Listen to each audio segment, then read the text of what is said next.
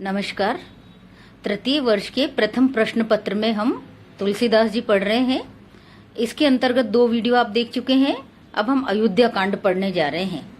अयोध्या कांड में वन गमन करते समय राम को किस किन परेशानियों का सामना करना पड़ा, उन सब का वर्णन तुलसीदास जी ने किया है। कीर के कागर ज्यों नृप चीर, विभूषण उपम अंगनि पाई, औध तजी मगवास के रूख जो पंथ के साथ जो लोग लुगाई, संग सुबंधु पुनीत प्रिया मानु धम्म क्रिया धरी देह सुहाई, राजीव लोचन राम चले तजी बाप को राज बटाऊ की नाही।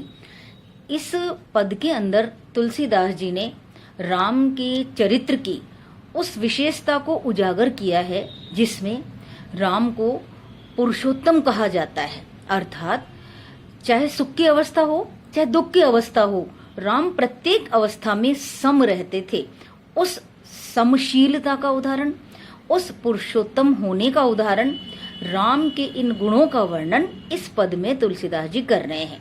वो कह रहे हैं कि जो राजीव लोचन राम है, राजीव यानी कमल, लोचन यानी नेत्र, कि कमल के समान नेत्र वाले जो राम है, उन्होंने अपने पिता के राज्य को इस तरह छोड़ दिया जैसे कोई पथिक राह में विश्राम करने के लिए थोड़े समय रुकता है और वापस आगे चल देता है। इसी प्रकार वो अपने जीवन पथ पर अयोध्या के राज्य को छोड़कर आगे बढ़ गए। कीर के कागर ज्यों नृप चीर, कीर यानी तोता, कि जिस प्रकार तोता अपने पंखों को, जब नए पंख आने होते हैं तो अपने पुराने पंखों को छोड़ देता है, उसी प्रकार उन्होंने अपने राजसी वस्त्रों को छोड़ दिया। अर्थात उन्हें राजसी वस्त्रों से कोई मोह नहीं था। जैसे तोता अपने पंखों को छोड़ता है पुराने और उसके नए आ जाते हैं, उसी प्रकार उन्होंने अपने राजसी वस्त्रों का त्याग कर दिया। विभूषण उपम अंगनि पाई, और जो उनके अंगों पर उत्तम प्रकार के आभूषण धारण कर रखे थे, उनको भी उन्होंने उसी प्रकार से छोड़ दिया। ओध तजी मगवास के रूप में, अवध को उन्होंने कैसे छोड़ दिया? जैसे कोई पथिक रास्ते में चल रहा है और रास्ते, मगवास यानी राह का जो वृक्ष है उसके नीचे वो थोड़े समय के लिए विश्राम करने के लिए छाया में बैठता है और फिर उस वृक्ष को छोड़कर आगे बढ़ जाता है, उसी प्रकार उन्होंने अयोध्या का त्याग कर दिया और पंथ के साथ जो लोग लुगाई। और जिस प्रकार कोई राहगीर रास्ते में चलता है तो उसके साथ बहुत सारे अन्य लोग भी साथ साथ चलने लगते हैं, लेकिन जैसे उनकी दिशाएं अलग अलग होती है तो वो अपने अपने रास्ते चले जाते हैं। उसी प्रकार उन्होंने रास्ते के साथी लोगों के समान अवध के लोगों का परित्याग कर दिया या अवध के लोगों को छोड़ दिया। और उनके साथ में क्या था? संग सुबंधु, उनके साथ एक तो उनका भाई था यानी लक्ष्मण, पुनीत प्रिया, पुनीत यानी पवित्र, पुनीत प्रिया यानी जानकी सीता।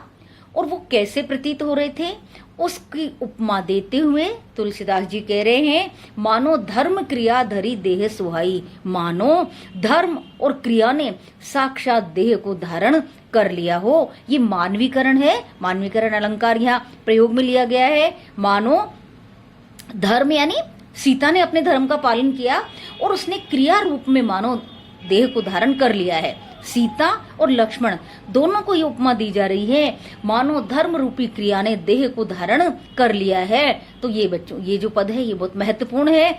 इसके अंदर तुलसीदास जी ये बता रहे हैं कि राजीव लोचन राम है, वो अपने पिता का राज्य उसी प्रकार छोड़कर आगे बढ़ जाते हैं जैसे कोई राहगीर, जैसे कोई पथिक अपना रास्ता बदल जाने पर अपनी राह आगे लेकर के बढ़ जाता है। आगे वो बता रहे हैं,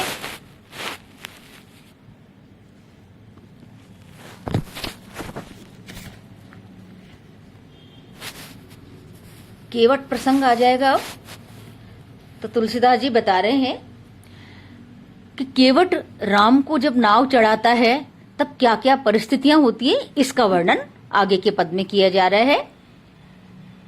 एक घाट ते थोरिक दूर अहे, कटिलो जल थाहु दिखाई हो जू, पर से पग धूरी तरे तर नी घर क्यों समझाई हो जू। तुलसी अवलंबन न और कछु, लरिका के ही भांति जियाई हो जू, बर मारिये मोही बिना पग धोए हो नाथ न नाव चढ़ाई हो जू। इसके अंदर बच्चों केवट है, वो राम की भक्ति करना चाह रहा है, लेकिन प्रकारांतर से तो वो भक्ति करना चाह रहा है, लेकिन कह ये रहा है कि मैं बिना पांव धोए तुम्हें नाव पर चढ़ने नहीं दूंगा। क्यों? क्योंकि वो ये उदाहरण बता रहा है कि ये इस घाट से थोड़ी दूर कमर तक पानी है, आप चाहो तो वहां जाकर के गंगा को पार कर लो, लेकिन मेरी परेशानी क्या है, परसे पग दूर तरे तरनी, घर नी घर जो समझाइयो जो, कि अगर आपके पैरों की धूल मेरी नाव पे लग गई तो पता नहीं उसका क्या होगा, तो मैं अपनी घरनी, अपनी पत्नी और घर को कैसे चलाऊंगा, क्या समझाऊंगा। और मेरे तो तुलसीदास कह रहे इस नाव के अतिरिक्त जीविका का और कोई अवलंबन और कोई साधन नहीं है, तो मैं अपने बच्चों का पालन पोषण कैसे करूंगा। चाहे मुझे आप बरू यानी चाहे आप मुझे मारिए, लेकिन बिना पांव धोए ही नाथ मैं आपको नाव पर चढ़ने नहीं दूंगा। अर्थात व्याज स्तुति से कह सकते हैं कि तुलसीदास केवट, वैसे तो तुलसीदास जी ये बताना चाह रहे हैं कि केवट राम को प्रकट में तो ये कह रहा है कि मैं आपके पांव धोए बिना आपको नाव पर नहीं चढ़ने दूंगा, क्योंकि आपके जो पैरों की धूल है उसका बहुत प्रभाव है और मेरे पास केवल जीविका उपार्जन का साधन ये नाव है, इसलिए मैं बिना पांव धोए, लेकिन पांव धोए आपको चढ़ने नहीं दूंगा। प्रकारांतर से वो उनके पांव की रज लेना चाहता है। ये अगले पद में और स्पष्ट हो जाएगा। रावरे दोष न पायन को पग धूरी को भूरी प्रभाव महा है, पाहन ते बन बाहन काठ को कोमल है, जल खाई रहा है, पावन पाए पखारी के नाम चढ़ाइयो आयस होत कहाँ है। तुलसी सुन केवट के बरबैन हंसे प्रभु जान की ओर है।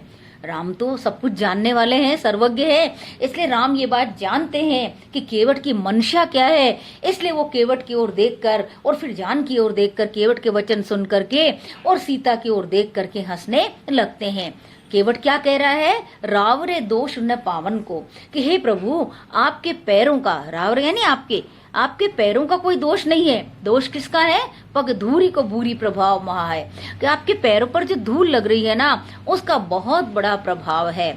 बताना तो ये चाहता है कि आपके पैरों की धूली से जो अहिल्या थी वो पत्थर से नारी बन गई, इसलिए वो यहाँ इसने ये बात तो नहीं कही है, लेकिन वो ये बता रहा है कि आपके पैरों की जो धूल है उसका महान प्रभाव है। और मेरी नाव की स्थिति क्या है, पाहन ते बन बाहन काठ को कोमल है, कि जो पत्थर था वही जब नारी हो गई तो मेरी जो नाव है वो तो बेचारी कोमल लकड़ी की बनी हुई है, और ऊपर से क्या है कि हमेशा जल के अंदर पड़ी रहती है, तो उस लकड़ी को भी जल हमेशा खा रहा है, अर्थात वो इससे बहुत कोमल हो गई है।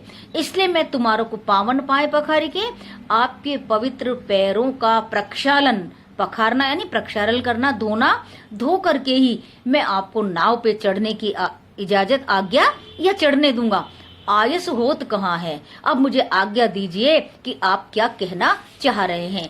तुलसी के इन वचनों को सुनकर के जो राम है, तुलसीदास जी ये कह रहे हैं केवट के इन वचनों को सुनकर के राम है वो तो सर्वज्ञ है, वो सब समझ गए हैं, लेकिन फिर भी वो सीता की ओर देख करके हंसने लगते हैं कि केवट क्या चाहता है, उसके मन में क्या बात है।